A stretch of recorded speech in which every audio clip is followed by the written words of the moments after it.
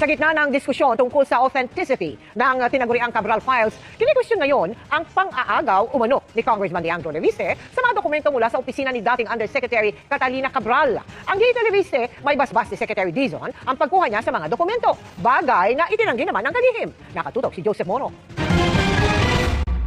Kuha ito ng pagpunta ni Batangas 1st District Representative Leandro Leviste sa opisina ni dating Public Works and Highways Undersecretary Catalina Cabral noong September 4, 2025. Sa videong ito, nakuha pasado alas 5 ng hapon na, makikitang lalabas si Leviste mula sa opisina ni Cabral at pupunta sa programming office sa kaparehong floor. Kasunod niya si Cabral. Sa isa pang kuha ng CCTV, lalabas si Cabral at Leviste mula sa programming office. Si Leviste may hawak ng mga papel habang tila may ipinapaliwanag sa kanya si Cabral.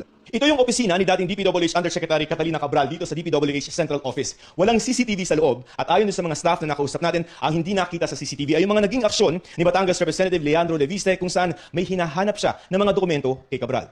Pwersahan umanong nanguha si Leviste ng mga dokumento at kumopya ng mga files sa computer sa opisina ni Cabral at programming office. Hiniling nilang itago ang kanilang pagkakakilanlan dahil sa takot para sa kanilang seguridad. Ayon kay Kim, hindi niya tunay na pangalan, hinahanap ni Leviste kay Cabral ang mga proponent o pangalan ng mga mambabatas para sa mga proyektong nasa General Appropriations Act o GAA ng 2025. Iniwan nila ang dalawa sa opisina ni Cabral pero maya-maya pa, hanggang sa may narinig na lang po kami mga kalabog sa loob.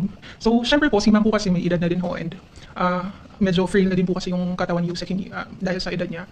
Pumasok po kami, nakita po namin sa loob, parang si Kong po, kuha siya ng mga dokumento.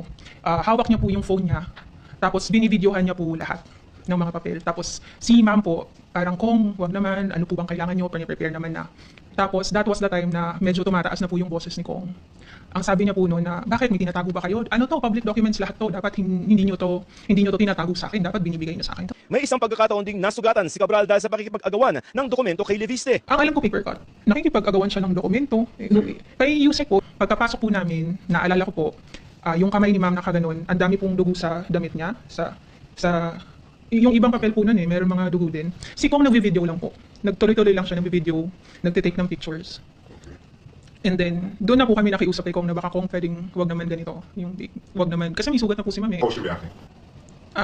Wala ko. Nakatayo na lang po siya sa gilid. Tapos sabi niya na, tissue, ganun, kasi may sugat ako. Hindi naman po si ma'am masigaw na tao eh. So parang nakikiusap lang siya kay Kong, please. Dito makikita na tila may bandage na sa kamay si Cabral habang may kausap ito sa telepono. Para daw mapayapa si Leviste, iniutos ni Cabral na bigyan ito ng kopya ng listahan ng National Expenditure Program at GAA na nakalagay ang pondo sa mga distrito para sa taong 2025. It doesn't necessarily mean po na sila po yung nag-propose. Kasi kami, pinaplat na namin kung ano talaga yung nasa official document, kung how much talaga ang napunta doon sa district na yun, sa NEP and sa GAA. Hindi yan yung request. Request ng mga congressman, mga kasinit na ito. Hindi po. Kung ano kung saan located yung project, bawa. Province A. Oh yes. Kung saan talaga located yung project, doon naka-lodge yung allocation na. Hindi namin sure po kung ano yung summary na tinutukoy po. By name. Binigay po ay yung 2026 summary ng revised NEP and HGAP. Meron din naman na mga iba na pinurnish sa Senate. Yun na po yung mga hiningi din ng Committee on Finance. Like the summary on from 2023 to 2026 na not sure kung NEP yun or HGAP. Pero dahil natagalan ang pagpiprint ng dokumento, pinuntahan na ni Leviste ang opisina kung saan ito piniprint. Doon daw, sa pilitang nangopya ng mga files galing sa computer si Leviste. Umupo po doon si Kong. Tapos nagkalikot-kalikot na siya ng mga ng mouse, ng keyboard. Sinabi ko naman kung wag naman ganito. Umabot pa nga po ako sa point na sabi ko, kung empleyado lang kami, baka pwedeng wag naman kami damay. Nakikita ko na po si ma'am, nanginginig na siya, tapos tumitingin siya sa amin. Tumigil na lamang daw si Leviste nang dumating si Cabral. Pasado alas 6 ng gabi, umalis si Leviste sa DPWH. Nagdesisyon daw sila magsalita ngayon dahil sa ginagawa na rin ni Leviste. The entire time na nagsasalita si Kong, ang iniisip ko, patay na yung tao, tapos nag-iimbento ka pa ng kung ano-ano. Frustrating lang po na how can someone accuse, diba? Yung mga ganitong bagay sa taong patay na parang ginagamit niya kasi ma'am, how would we know that what he's saying? Definitely po kasi hindi naman nagbigay si ma'am ng authority. I was there the entire time. Alam kong hindi yun, walang authority na parang, may authority dun sa printed, pero meron pa po kasi siyang ibang mga statements na ina-attribute kay Yusek. Ayon kay Leviste, pumunta nga siya sa opisina ni Cabral pagkatapos niyang puntahan ang isang assistant secretary ng DPWH. Itinanggi ni Leviste na nakipag-agawan siya ng mga dokumento kay Cabral. I vehemently deny na may inagawan akong dokumento from Yusek Cabral.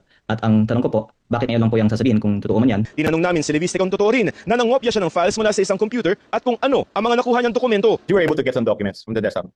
Okay. Hindi mo lang sabihin I hope that the public can see na lahat ng direction ko ay para maging transparent tayo sa budget. Anong file nakuha mo, sir?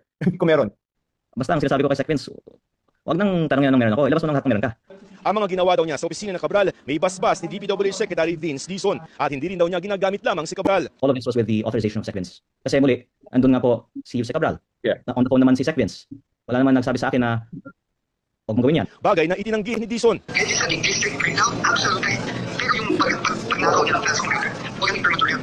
Yung nakipagagawa siya ng mga building computer, huwag yung imprimatur. Basta, huwag yung imprimatur. Nasa ombudsman na rin daw ang mga dokumento. Documents are already with the ombudsman. So, the ombudsman will decide what to do with those documents. At kung hindi man daw nila ipinablotter o nireport sa pulisya ang ginawa ni Leviste, I-request kasi sa akin, ako karang pagkain. Nag-request ako kay Kathy. Nag-request kasi sa akin, ayaw mag-persuade sa ingat. Natatakot siya yan. itinanggi rin ni Dizon na vina-validate niya sa pamamagitan ng isang email ang mga dokumento noong 2025 dahil hindi pa nga niya nakikita kung ano-ano ang mga ito.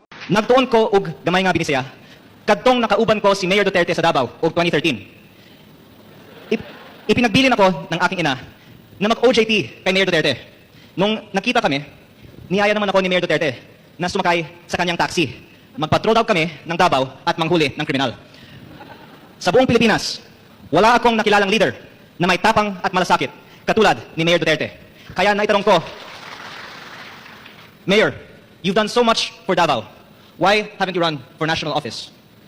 Kanyang sagot, the country is not ready. Many events have since transpired, and the rest, as they say, is history. Today, we are so grateful that President Duterte answered the call to run in the 2016 elections to bring change to the Philippines. Nung na lang po, bakit ho, ang basa ko sa inyo, parang emotional kayo. Bakit po? Kasi syempre po, lahat ng mga tao na nakapakala dito, ayaw nilang lumabas ang mga pangalan ka. At sila ko ay mga kaibigan ng aking ina.